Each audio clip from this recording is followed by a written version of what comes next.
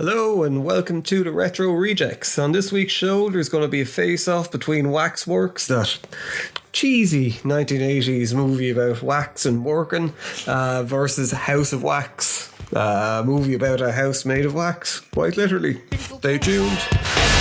If you're a Martian or a vampire.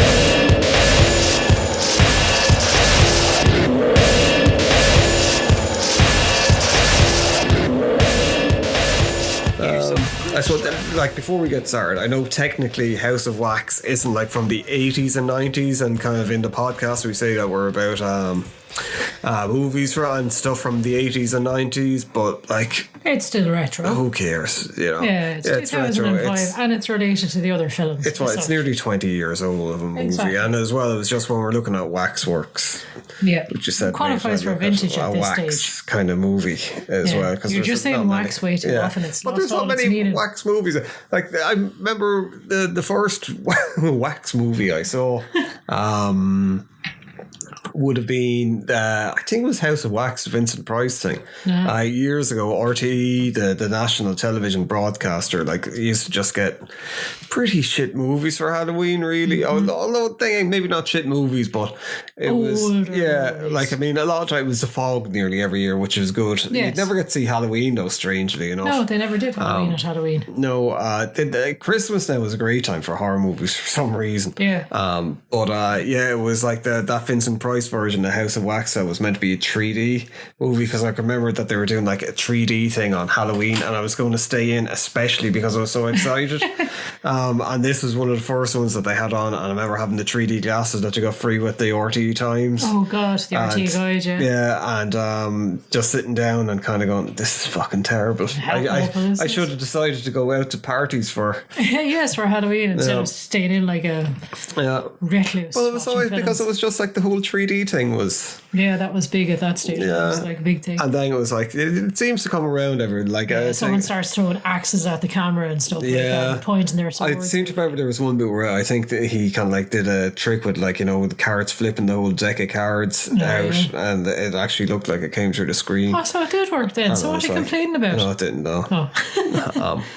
But I suppose we'll start off talking a little bit about the movies individually, and then we'll have them in a bare knuckle fight. Contrast, yes. Yeah. Even though there's nothing really similar about the fucking movies at all, they're completely and utterly different movies. The only thing that they have in common is wax in the title. Yeah.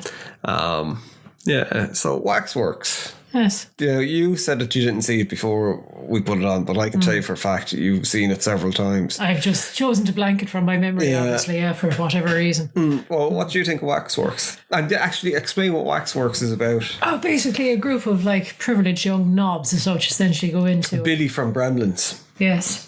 Yeah. If anyone knows who that is. Yeah, I'm sure you do. Yes, yeah, exactly. Zach Galifianakis who played Billy from Gremlins. What? Okay. But yes, they all kind of decide to go into this like Waxworks to see they have all these like dioramas on display of like, you know, sort of spooky kind of things, people getting murdered and like Wolfman and all this. And what happens is they actually get trapped in the Waxworks eventually. They kind of go and they have a look, and if they step across the barrier, they actually step into the world of the Waxworks. But can you remember the plot? Why?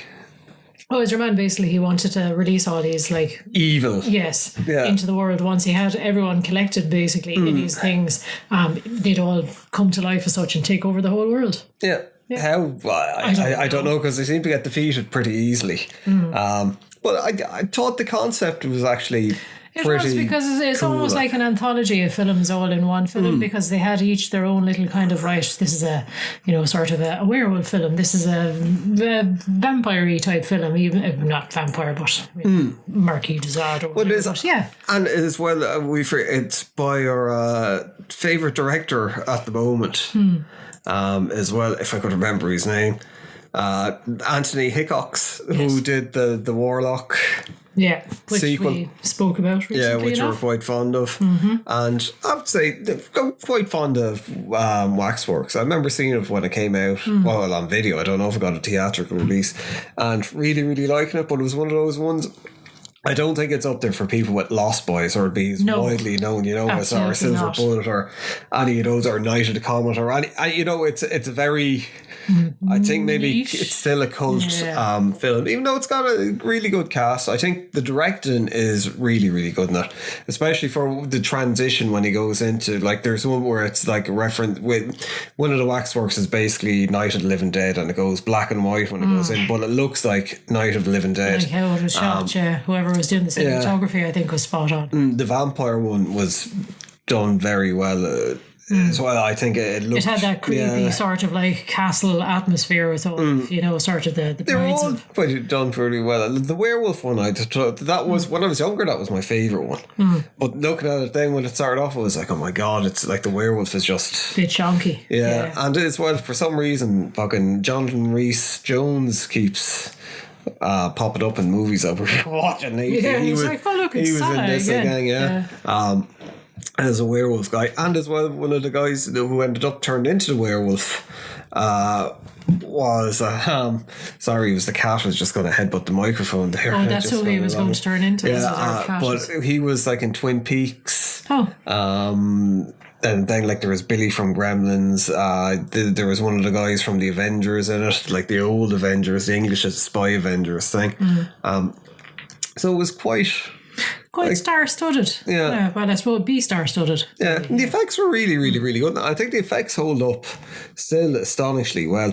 And it's one of those things I think is, for the time, it was very campy. It was like, you know, it had its tongue very much firmly lodged in its cheek. It knew what it was, I think. And I think if modern day audiences were to look at it, not knowing that, they might think that it's just a bit crap. You know, that it's... Yeah, it wasn't kind of being knowingly sort of kitsch or whatever. Yeah, because the acting isn't great in it at times, but... And it is like completely over the top. And like the end part is just fucking mental, I think. Like all the different individual scenes are done really, really well. And then you get to the end and it's... The guy who's his uncle, who's fucking the Avengers guy, he says, oh yes, your grandfather died, kind of like, and the fellow who owns the Waxworks thing, he robbed all the artifacts from him and he's going to do this and that. But he shows up in his wheelchair with like a team of elderly people that were like, all sworn to like fight this evil. Yeah, do you know, it reminded me an awful lot of the 13 Ghosts of Scooby-Doo. Jesus Christ. But yeah, it was, they all show up and they all fight to the death with like Frankenstein and all these monsters. Dracula, Now there were some of the other monsters that they weren't shown because there was like meant to be 30 things in the exhibition, and then there was kind of throw in like the mummy one. Was shot very well as well, but it's, you know, I don't know. It's somebody like there was the carnival freak thing that looked like a mermaid. That I thought would have been, you know, but then you kind of go, all right, that probably would have been quite expensive to do. Exactly, stuff that's it. Yeah, they just throw it in for a shot, and you know, that would have been cool. And the Frankenstein one as well. But like, I mean, it's hard to get into like a big critical kind of breakdown of the movie because it is just like, it is what it is. It's like a fun kind of dopey movie. It's well shot. Special effects are good in it. The acting's so kind of a thing. But I suppose they're, as you said, they're very knowing and arch, and it's kind of like over the top acting kind of thing. But like, I mean, the thing is, you obviously didn't see it when you were younger. No. Which I think is... It says a lot, you know, kind of as well, that it wasn't something that would have been, because I don't ever seem to really remember it being on TV or anything like that either. Which is a bit weird, I think, for something like it. You think it would have been like, as I said, because it is sort of like, oh, it's Dracula, and oh look, it's you know, the werewolves. There's loads of different tales within one film. It would have been a great one for a Halloween type. I think it was just too weird for people, really. Because that's why I think it would have been great for kids if it wasn't as horrific and violent. And sexual content in it, like with the BDSM with the Marquis de Sade, that bit when that kind of pops up in it, it's kind of like, oh, right. Wow, okay. Yeah, and she wants to get whipped to death because she's enjoying it. Yeah, basically getting off on it and all the rest of it. Yeah, that takes a pretty dark turn even for that kind of a film. But it has that feel like it would be great if they toned it down a small bit and aimed it at kids, because it's like it's real romp through sort of horror tropes. I think that's a good point actually with it, because it doesn't really sit anywhere with it where it's not like violent enough. That's what I mean. It isn't. I think for adults it's a little bit too kitschy, and for kids it's way too fucking like. Yeah, it's not suitable for children. Really. Yeah. Some parts of it aren't suitable for children, but I think that's the thing with it, that the tone is a bit all over the place. With it, because when you do start looking at it, it's, I don't know, it's not as comedy-ish, and then it kind of seems to get more comedic as it goes on, and kind of more kind of out there, I suppose. Really, more, so it's a bit of a mixed bag, I think, really. And then you get to the sequel, which. Well, the ending of the first one was pretty violent and all over the place. Yeah. My God. Yeah, I suppose, before we get on to the ending of it, like, and as well, I suppose one of the things that did it, like, I didn't expect some of the characters to die in it that died in it. Like, you knew that Billy was going to be one of them, because, like, I'd imagine his star was pretty high after... at that particular time, yeah, exactly. Yeah. After Gremlins and all that. Yeah, kind of like all that Gremlins money he was living off. Rolling in it. But then, the end of it, like, they basically destroy all the things, and there's a hand escapes from it, and like they said at one point, if even one of these things get into the world, that means the end for us all. And it's like, how? This hand is just going to go around murdering everyone. It's basically like, out of the Addams Family kind of thing. But then you go into the sequel, and the sequel takes up directly from where it left off, but the hand follows the main heroine home and kills her father in a bizarre, very horrific kind of manner. Yeah. So she gets done for murder, and it starts off with her trial where she's like, "No, it was a hand," and they're all like, "You're insane." And for some reason, they don't have her detained while she's on trial for murder. Exactly. Yeah, she's just out like knocking around, kind of like, to prove my innocence. So they decide that they're going to. They find there's a thing, they come across this talisman thing that kind of lets them travel through time. So their whole thing is, if we travel through time and go to maybe we can try and find undead flesh from that to prove that you're not mad. And that's where the sequel starts. It's a nutty premise, basically. It's a nutty premise. It seems like it's going to be more tongue-in-cheek, though. And in parts it is, Yeah, but it's just... like I'll get into, but it's one of the first films I turned off halfway through as well. And like we're saying, after Warlock 3, I was like, my toleration for movies is pretty high. But it's after not that Warlock valuable, but it is more valuable than this. Yeah, I was like, I can't. After Warlock 3, I can't fucking look at another thing like this. Another piece of shit. Yeah. Now, went back and put on the rest of it the next day, which I'm kind of glad we did, because it got a bit better. But I suppose, so kind of... What did you think about it? So, well, I mean, we watched it the first night, I suppose, up until the point where Bruce Campbell made an appearance. Oh, yeah. Well, that was the thing with it. It had a really, really good cast in it. Martin Kemp played Dr. Frankenstein in it. So weird looking at it, because I suppose for people who may not be based in England or Ireland, he's currently on like a celebrity goggle box thing. He was the singer in Spandau Ballet. Or no, maybe he played the instrument. I don't know, but he was in Spandau Ballet. And then he was in EastEnders, which is a long running soap as well, wasn't it? Well, he was in The Craze, which was a British movie, and it was actually really, really good. Like, I think Martin Kemp was actually a pretty good actor, in this, they're hamming it up, but like you were saying, Bruce Campbell is in it as well. I can't remember, there was a fair few kind of like big names in it where you kind of go fucking, but it was just kind of awful. It was, even the Bruce Campbell one, which we kind of thought would be kind of a little bit funny or whatever because of the nature of it. It was funny, but at the same time it was terrible. Yeah, fucking Deanna Troi was in it as well. Yeah, that's right, yeah. Yeah, so like it kind of followed a similar format, but it was like they were going to these different time periods where evil people were together. So they went to Dr. Frankenstein's place and they were going to rob his book, which detailed how to like reanimate kind of a thing. And that was shot okay. Then the second one, I think it was there was an alien one. That looked like, apart from when the alien showed up and the alien was awful. I think probably one of the things with this film is, and probably with Warlock too, it's someone who's got a lot of ambition but doesn't have the money. Yeah, to try and pull off all the special effects needed. With it, which can be good and can be bad. Yeah, like, it can force you to be inventive and come up with some good things, but sometimes you're just like, oh gosh, don't bother. It's when you do need it. It's not like the Alien looked terrible, but like, I mean, it did look like an Alien movie the way it was shot, and it was the same. It did look like a Frankenstein movie, and then when they did, I think it was like The Haunting, was the name of the original movie. I remember that they did a version of it with Liam Neeson and Catherine Zeta-Jones years ago, and it was they turned it into a 12, so it was like all these paranormal investigators go to the house. Scary Movie 2 basically pulls the piss out of it. Yeah. But their version of that looked an awful lot like that movie. It was fucking spot on.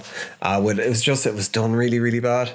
And yeah, that was the point where it just went, Nah, can't. I can't. That's fuck it. this. We've better things to be doing with their night, even if it's just staring at our own feet. But it did pick up after that, I thought. When we put it back on, it went into a fantasy film, and even the grain changed on. Like, I mean, this is the thing, whoever the cinematographer was, or if it's your man Anthony Hickox, it was spot on to movies like Krull and fucking kind of like... Yeah, it caught the feel of it all, and you knew what you were watching as such. Like, you know, you knew from like sort of having seen multiple other films like that, this is going to be this particular trope or this particular genre. So also with this part of the film, it went into where Billy and your woman, they get sucked into this fantasy world, and they learn when they're in the fantasy world that it's like where they are, it's like an alternate dimension where like good and evil fight each other, and if evil wins in that dimension, it kind of tips the balance in every other dimension, reality and all that. Yeah. So they're trying to basically, there's this evil king who's going to poison the other king, and there's some mad shit in this section. It did get a bit too mental, I think. But there's where it was kind of, it was if the whole film I think was done around this, it would have been a lot better. But where it was the whole thing where your man, the evil king, wants to be a shapeshifter so he can impersonate the real king, so he gets panther to fuck this woman in a ritual, and she turns into a shape-shifting panther, and then they drink her blood, and it's just like, wow, it just came out of fucking nowhere. Demented minds thinking stuff like this. But it's like you have to credit the originality, and then like there's the usual fight in the castle, but you think he's going to assemble a team of heroes. That doesn't really happen. With it, but like I enjoyed the fantasy element to it. It was on. The music was spot on, I thought, and like you knew obviously they were going to get back, and then there was like was it a severed hand from? I can't remember where the severed hand came from. That was still animated, and they ended up bringing that back and used that to kind of prove your woman's innocence, and then that was it. Like, but imagine that as well. There's clearly you weren't the murderer, and we just accept a severed hand being animated. That's fine, thanks. Case closed. Yeah. And nothing about reality shatter. Oh yeah, but Billy decides to stay on time traveling, and then it finishes with her kind of like coming out, and she's found innocent. And if there's the biggest fucking rip off of Back to the Future, where like a guy shows up, he's like, "Oh, our agents." He was like, holding on to this letter since like the 1930s or whatever. And we have to give it to you, and it's like oh, join me, and she's like, okay, and then somehow she does. Yeah. Where it's like they seem to be having fun going around into all these horrible, where it's like, it's meant to be. I suppose if you look at the like of a Supernatural or something like that, the series, they voluntarily go off hunting demons and stuff. So because they're psychopaths, and it's not. It's just they're schizophrenic, and it's children they're murdering. Yeah, true. Actually, mentioned in Supernatural, Sam is in. Yes, in the next one we're going to be talking about. I can understand why it didn't get, say, maybe it didn't turn into a franchise. It was just too weird, I think. Yeah.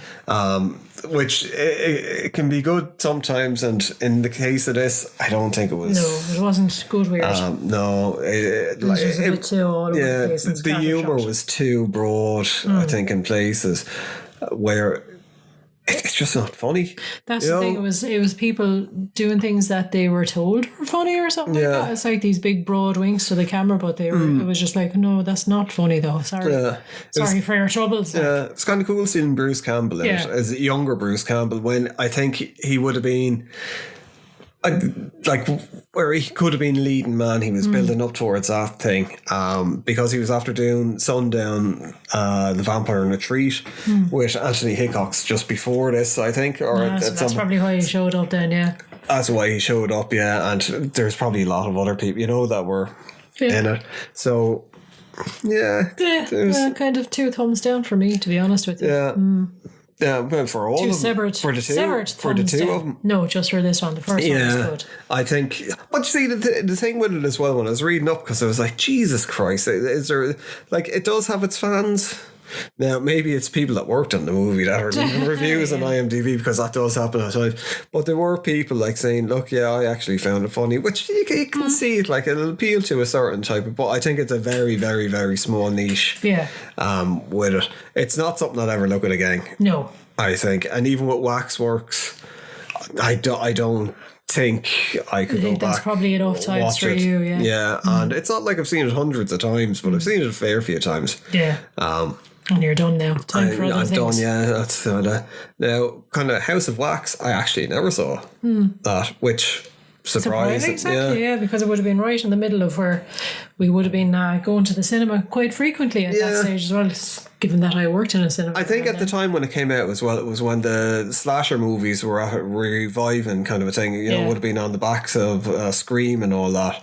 So you had all that, the second rate kind of ones like Wrong Turn and all Stairs these. on the Left and The Hills of Eyes and all that kind of stuff seemed to be going on all right, yeah. Yeah, with the remakes, yeah.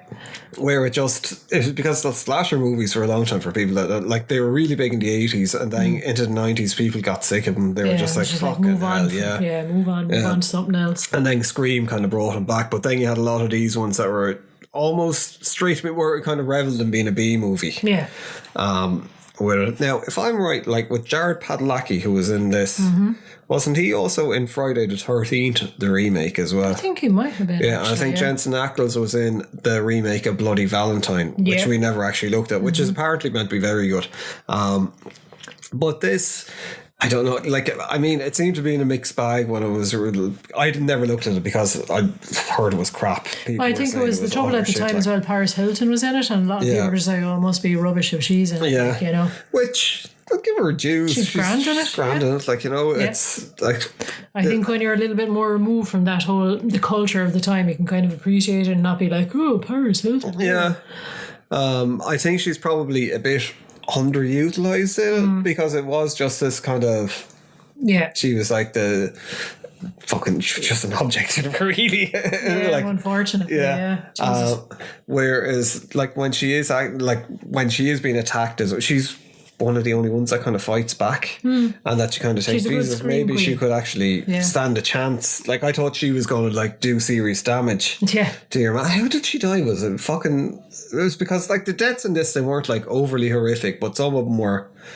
They're all kind of, well, basically the premise of this again was, you know, sort of this lunatic was trying to add to his, like, wax collection and turning people into wax. It was I suppose for people who haven't seen it, it's the whole story, the plot line, what it is. It's a group of teens, they're on their way somewhere, they stop off and they get caught up in this town, where there's like a guy, well, there's two guys, twins that were blind. Their mother was, she used to make waxworks in the town. The father was like some surgeon who fucking performed some procedure separating them because they were like conjoined twins. Born. So it's like they're kind of mad and they're killing people from off around, and they're like turning them into wax figures in the town to try and finish their mother's the child that kind of came out worse off insofar as he had facial disfigurements. He had a wax mask made up for him as well that he was covering his face with. So he's like, well, I'll join, you know, get other wax people like me in my town. So yeah, that's the premise of it. And they're just these teens fall a crop or all, you know. And I think the build up to it is okay. It's if anything, it's probably a little bit too long. Even though it's like, I think it's maybe 110 minutes or something like that. Whereas I could have done with like 20 minutes less. You didn't need as much of a build up to it. Yeah, that's true. Yeah. And as well, like, the characters are particularly likable. No, so you're it's not necessarily rooting for him. We're like, oh well, they got turned into a waxwork and now they're getting their face peeled off, kind of a thing. Yeah. Oh well, what harm, kind of a thing. So you're not overly concerned when anyone does get hurt or injured. like even with Sam, like Jared Padalecki, he's generally quite likable, I think. Yeah, he's even, a bit of a douche in this. yeah, like, it is, but like it starts off and you're like, oh my god, it's Sam, and then like a couple of minutes into you're like, God, he's just horrible. Yeah. And it's like the main character in it was she was in 24. Oh, it's Kiefer Sutherland's daughter in 24. Yeah, Elisha Kubert, is it, or something like that? Elisha Cuthbert. Yeah, like she's just, I don't know, she doesn't really, you don't feel sorry for her, or there's no kind of... No, you're not really rooting for her. Like Yeah. that. You're just like, oh yeah. None of them. Yeah. Like, your man just comes across as a bit the guy that's doing the killing. Well, the two of them that are doing the killing, you kind of go, oh, yeah, well, like, they're killing people, all right, but, you know, it's... And, like, her brother, that's meant to be the thing, because she's a twin, and her twin brother is a dickhead as well, basically. Yeah. But you get the kind of feeling that he can kind of handle himself, and he's a bit of a bad boy. But it's, I don't know, I think it's kind of insinuated that he's gay and he's in love with the fella that he brings along, but they never really explored it. I think that would have been more something that could have actually added a bit of characterization or backstory or something. to him, or even a bit of likability to the character, where you can't, I don't know, they're just all, it's, which happens a lot of times in slasher movies where they make the teens. And then we were looking at a totally different thing, Talk to Me last night. Oh God, we meant to look at it for ages, and that's one of the first horror movies in a long time where I think it's like really believable characters, and you actually do get like they're like believable teenagers. Yeah, even though some of the teenagers involved are not particularly like they, they do stupid horrible things, but you kind of go, I kind of get where they're going. Yeah, from. they're teenagers. Yeah. So you don't kind of go, well, they're evil. It's just like they're doing stupid things as teenagers. They're having a laugh. And they kind of make bad decisions. But like I thought that was very good, the way that was handled. I think it was done very well insofar as the dialogue was, it's like how normal people, it was based in Australia first of all, so there was a lot of like, fucking hell, all of this guy, fucking you little shit, get your shit off the table, and it's all, it just seemed very natural or something like that, very believable, so you kind of actually start really rooting for the characters there. Where it's not like these kind of like plastic teens, rich kids. These are just kids with normal home lives that are going to a normal school. Yeah. They're not like Beverly Hills 90210 kind of a thing.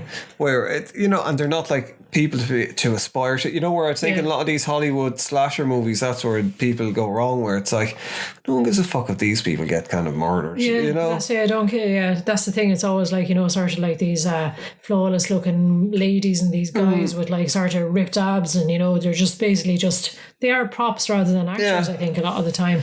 Whereas, like, I mean, even in the early Friday the 13th movies, they didn't go. You kind of, some of the characters you did, the ones that survived, you wanted to survive, and it's like the whole thing with like Tommy Jarvis. He had a horrible time with fucking Jason, as there was that thing going where, like, when you felt for him, you wanted him to. Whereas, like, the other people that were just like these, and they weren't even too jerky. There were some of them more, but like, I mean, most of them you kind of go, all right, they shouldn't have really, like, Yeah. And as well, kind of like the deaths in this, they weren't overly creative. Something they could have. Yeah. Like gone like into a Saw kind of a thing territory, but it was just like it's just like, people just got covered in wax and somehow turned into Waxworks. Now when they did have the whole thing where Sam was still alive after he got covered in the wax, that was done well. Because they're like they're basically trying to peel off his peel off the outer shell or something like that, but his skin had turned into wax or something like that, so it was just peeling his skin off him. And it was just exposing like flesh and bone and everything, but of course he couldn't say anything because his mouth was wax shut, so it was just like and like eyeballs rolling everywhere going, Jesus, stop doing that. But they didn't really get into any of that further down into it. And then like the grand finale when they're in the house of wax, that actually squeaked me out more than anything else that was going on. It was just like the entire house was made of wax and they set fire to it essentially, so it started melting slowly, and it was just like staircases are melting and they're walking through sludgy wax, and that actually squeaked me out far more than that. That was done very well though, I thought, but as well there was no kind of I don't really really, hold But that you see, the in trouble their eyes. was as well, it squeaked me out, but I was kind of like, how would a house be made of wax and it wouldn't melt in the hot sun? Or, it wouldn't have been damaged or rotted or something like that. It was just like, no, the house just, you can just walk around and nobody knew it was made out of wax. It was just so bizarre. Well, Really yeah, bizarre. it was a big, I think, compared to they seem to nearly want to have it realistic up to until that point. And then it was straight into suspension of disbelief territory. Yeah, and it didn't really kind of, because like even like they're up 3 stories and the whole fucking thing is melting and they're not full, and like when it does collapse, it's really silly. You kind of, you're it's laughing like, at it. Yeah, and it's like there's no fucking doubt whether like the killers are dead or not. They get fucking like stabbed to death and they get fucking dropped down through the floor and all the house melts on top of them, which is always, if they want to do a sequel, it was like, well, you can't, and But then they did. there was a third brother, but like nobody. There was like the cop kind of went, "Oh, she didn't have just the twins. There was a third brother." And then as they're driving off out of the town in the ambulance, was like this real sort of hick-looking guy just sitting there going, "Howdy." he was the one that kind of brought him to the town in the first place, who was like, for some reason, dumping deer carcasses on the side of the road and one. It was, I don't know, maybe it was like they were making the wax out of deer fat, or I don't know what the fuck was going on. But yeah, it's, I think it got nominated for Razzies as well and stuff. I don't think it deserves that. I actually think it's a fairly solid B horror movie. Well, that's the thing, when you compared to, like, it's, I think at the time as well, it probably fell foul to the, like you were saying, the whole Paris Hilton thing, but as well the whole thing with there was probably too many slasher movies at that time as well, that were around, which was probably stop ripping my hair out, which was people were just sick of it. Yeah. And it was they just overdone kind of, and all the rest, absolutely. But like with reflection, say comparing this with House of, or with the Wax, I'd look at House of Wax again.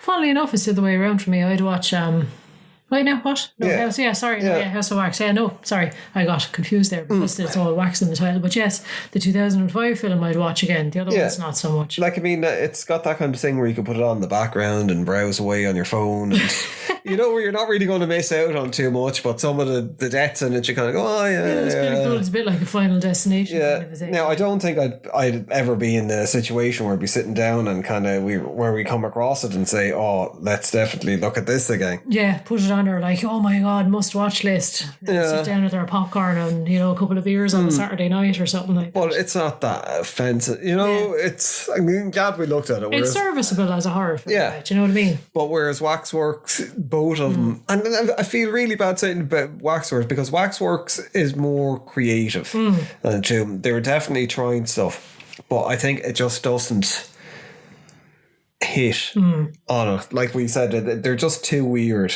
Yeah. In not a good way. Yeah. With it. But like, I mean, at least they tried stuff. But that was the thing in the 80s where it was like, everyone was trying, well, not everyone, but they were trying something different. Whereas I don't think you get a movie like that coming out nowadays. No, I don't think so. No.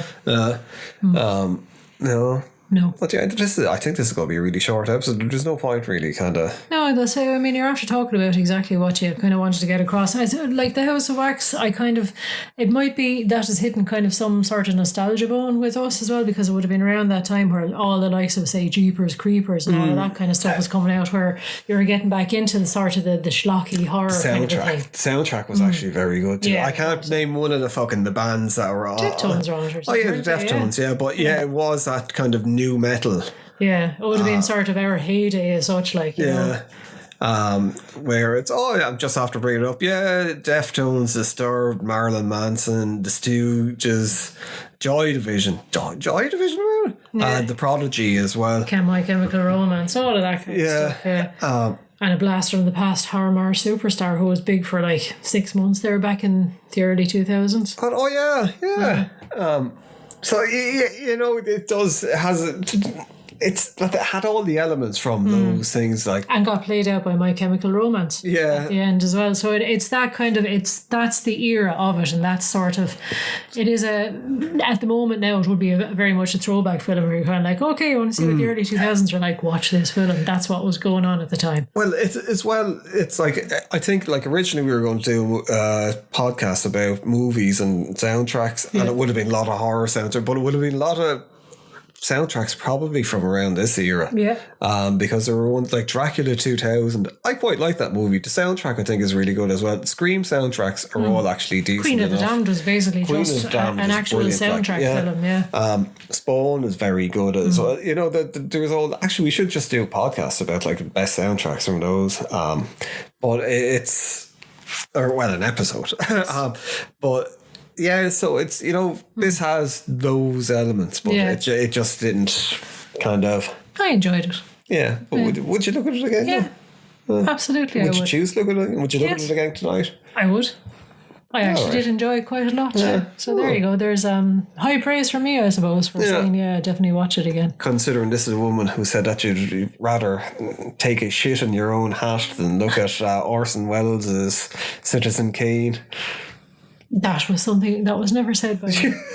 Have you seen Citizen Kane? No, I haven't. Well, there you go. I have. I've seen versions of it in The Simpsons and so you're aware of it, and from in pop Pinky culture. and the Brain. Right. Yeah. Okay. Well, no, I've never actually seen it. You had to look at it in college, didn't Yes, yeah, I did indeed. Yes, and it was okay. I don't think it's the best film ever made, but then again, I would be more along the lines of Fight Club being the best film ever made. Or House of Wax. Not quite. Not quite. It wouldn't be up there, but no, serviceable, enjoyable. Yeah, nice kind of a Friday night film, I suppose. You know, coming up towards Halloween. Yeah. Citizen Kane? No. All right. Well, yeah.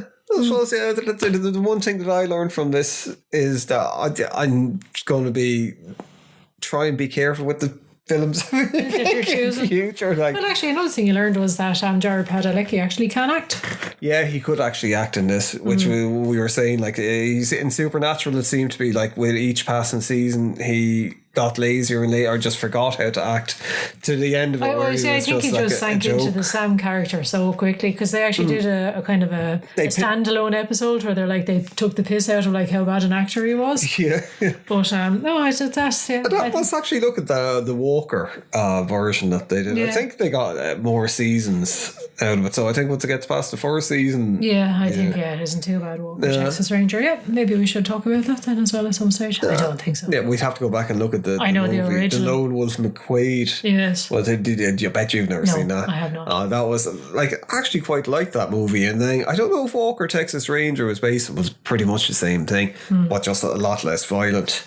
Because like something seemed to happen with Chuck Norris in the 80s, near the end of the 80s, or maybe in the 90s, where people like with the whole Chuck Norris website thing and the facts, and he became like, Chuck Norris I think was always like, but he was like, his earlier films, they were fucking edgy, and like, I mean, and all the rest. Yeah, people forget he was like one of the bad guys in fucking I think it was Game of Death or one of those, where he was like acting a dickhead in real life with Bruce Lee, to the point where Bruce Lee broke his ribs. Jesus. But you know, he was a cocky fucker, and he was, you know, he was rough around the edges. He was like, well, that's why people are with those Chuck Norris memes. Is like, you know, yeah. But then he became, you know, Chuck Norris. He was kind of, you know, I think when he started doing the ads for the gym, remember they used to be on like late night where it was like, here's and you were kind of like, no way, it's one of those things you attach to your door handle, you know, like fucking Seinfeld's father was using. Morty. Yeah. I think we're going to be more careful with some of the. Well, you're the ones that I selected Indiana Jones, and that was quite good. So just be careful with the series you select. Yeah. Well, but it was just, I don't know. It was just bad. What was that? The Video Dead. That was actually one of the worst movies that we've seen. Do you remember that? It was like vaguely. Yeah. I think they were just zombies coming out of the. Yeah, it was terrible. And like, there's a lot of people seem to, it's a great. And you're just, are you fucking high? Well, different strokes for different folks, innit? You get a stroke from it, all right, I suppose. Indeed. But yeah, I suppose look, There you short go. episode, short and sweet. If there's Short and sweet. I don't know. Short yeah, and waxy short anyway. anyway. Short and waxy. Not much to be said about the films. They didn't have any cultural significance. Not that we were kind of like we were talking about culturally significant No, movies. I don't think so. But even with I these, wonder, did poor old Madame Tussauds suffer, or did they get a boost from these films? no, well, that was the thing actually The as well. Waxworks Had in in my head, hey, look, when you're doing the episode, we should talk about that. That was a thing in the 80s, or like a film like Waxworks. Waxworks were really, It really was big. a big thing. It was really Yeah. even Ireland had its Waxworks museum. Now that I've been to both. Yeah. I've been to the Dublin one. I've been to Madame terrible, Tussauds. yeah. The Dublin one is awful. Yeah, we went to Madame Tussauds together, didn't we? Did we? We went to someone over in London, I remember, and it was awful. But We came out I and went we were as a like, kid when I was like 12 or something like that, and I thought it was fucking brilliant because like I came back to school with all these photos, like, look, it's me with Lenny Henry. me with Hitler. Yeah, my well, hero. maybe not quite, but like I didn't tell anyone. I was like Madame Tussauds, and I was like, I met Lenny Henry. But in that was London. the thing with, and like me, remember Posing it with used to be like celebrities. on the news and it was Yeah. like, oh, there's a new Waxwork. Yeah, they're of, doing one of like Prince William or Ringo. whatever. And I was like, but they were really creepy up close because it looked like a lot of them were very realistic, but it looked like, you know, They very were corpsey. yeah, they were kind of shitty waxy though look. as well. Like Yeah. I remember that we did go to one in London. I seem to Oh my remember. God. I think And it was actually when I was awful. a kid, I think there was a Jimmy Savile waxwork. Oh, there probably was. think Maybe there it was. was actually Jimmy Savile. Yeah, just sitting there. Yeah, waiting for kids. Now and then. Yeah, but there was really big, and like that was something that they could have. But that was because if you're looking at it nowadays, you'd be like, why are people getting so excited about going into That's a it, wax? yeah, but for some reason it was museum, really big in the 80s in particular, and then on into the 90s. as We well. had nothing else to be doing other than worrying about nuclear war and That's true, I suppose. which yeah. was better, Coke or Pepsi. Yeah, exactly, yeah. What tracksuits you should wear. Yeah, I wasn't allowed to wear tracksuits. I had to wear check shirts and dungarees. Who are you, Chucky?